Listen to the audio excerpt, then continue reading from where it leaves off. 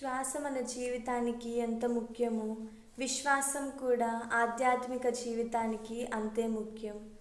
జ్ఞానవాణి శ్రోతలకు మరియు విశ్వాసులందరికీ పునరుద్ధాన ప్రభుని ఆశీస్సులు. ఈరోజు పవిత్ర గ్రంథ పఠనాలు, ప్రార్థన, విశ్వాసం గురించి మనకు బోధిస్తున్నాయి. ఈరోజు సువిశేష పఠనంలో యేసుక్రీస్తు పేతురుతో మరియు శిష్యులతో మీరు భయపడవద్దు అని అభయమిస్తున్నారు. అందరం భయాలలోనే జీవిస్తుంటాం. భయాలు అనేకం. ఒకరికి చీకటంటే భయం, ఒకరికి మెరుపులంటే భయం. మనము చిన్నపిల్లల్ని చూసినట్లయితే వాళ్ళు దేనిని చూస్తే దానిని పట్టుకుంటారు. అది వారికి హాని చేస్తుందా అని ఆలోచించరు. అది పాము అయినా సరే. బైబిల్లో చూసినట్లయితే మీరు భయపడవద్దు అని 366 సార్లు ఉంది. సంవత్సరంలో 365 రోజులు. రోజు దేవుడు మనతో చెప్తున్నాడు, మీరు భయపడవద్దు, నేను మీతో ఉన్నాను అని. 2 తిమోతి 1:7 చూసినట్లయితే భయం ఎక్కడి నుండి వస్తుందో తెలియజేయబడుతుంది. దేవుడు మనకు పిరికి ఆత్మను ఇవ్వలేదు.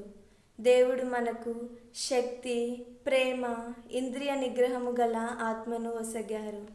ప్రేమ, శక్తి, ఇంద్రియ నిగ్రహము మీద నిర్లక్ష్యం వలన భయము వస్తుంది. ఎప్పుడైతే భయాన్ని విడిచిపెడతామో అప్పుడు నిర్భయంగా దేవుడు సువార్తను ప్రకటిస్తాం. పోప్ ఫ్రాన్సిస్ గారు ఈ వాక్యం గురించి మాట్లాడుతూ 3 విషయాలను చెప్పారు. మొదటిది, మీరు వాక్యాన్ని ప్రకటించాలి. ఎలా?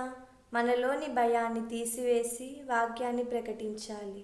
రెండవది, చీకటిలో ఏదైతే చెప్పానో దానిని వెలుగులో ప్రకటించండి. 3, శరీరం ముప్పు శరీరానికి ఏమైద్దా అని కాకుండా దేవుని గుర్తించి ఆయన వైపు నడవాలి. 5,000 మంది ఆకలి తీర్చి ఒంటరిగా ప్రార్థన చేసుకోవడానికి వెళ్ళగా శిష్యులు పడవనెక్కి ఆవలి తీరానికి ప్రయాణిస్తుండగా పెద్ద పెనుగాలి వీచెను. ఆ గాలిలో యేసు నీటిపై నడుస్తుండగా దానిని చూసిన శిష్యులు భయపడి కేకలు వేశారు. పేతురు మునిగిపోతుండగా ప్రభు నన్ను కాపాడు అనగానే యేసు తన చెయ్యి చాచి లేవనెత్తారు. అలాగే మన కష్టాల్లో, బాధల్లో దేవుడు నన్ను విడిచిపెట్టాడు అనుకుంటాం. కానీ దేవుడు మనతోనే, మన హృదయంలోనే ఉంటాడు. మనము భయపడకుండా విశ్వాసం కలిగి జీవించాలి. దానికి ప్రార్థన జీవితం తప్పక అవసరం. ప్రార్థన అంటే దేవునిని వేడుకోవడం. సువార్త పఠనంలో చూసినట్లయితే పేతురు మరియు శిష్యులు భయభ్రాంతులతో ఉన్నప్పుడు వారు యేసుక్రీస్తుని గుర్తించలేకపోయారు. కానీ యేసు వారితో నేనే అని పలికారు. అలాగే మనము బాధల్లో, భయాలతో ఉన్నప్పుడు ఒక్కసారి ప్రభు వైపు చూద్దాం, లేదా ప్రభువుని గుర్తించుకుందాం.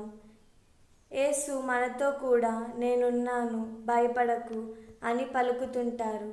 కాబట్టి మనము మన కష్టాల్లో, బాధల్లో మనకున్న శక్తి సామర్థ్యాలను కాకుండా మన కోసం పునరుద్ధానమైన మన ప్రభు వైపు మరియు ఆయన శక్తి వైపు చూద్దాం.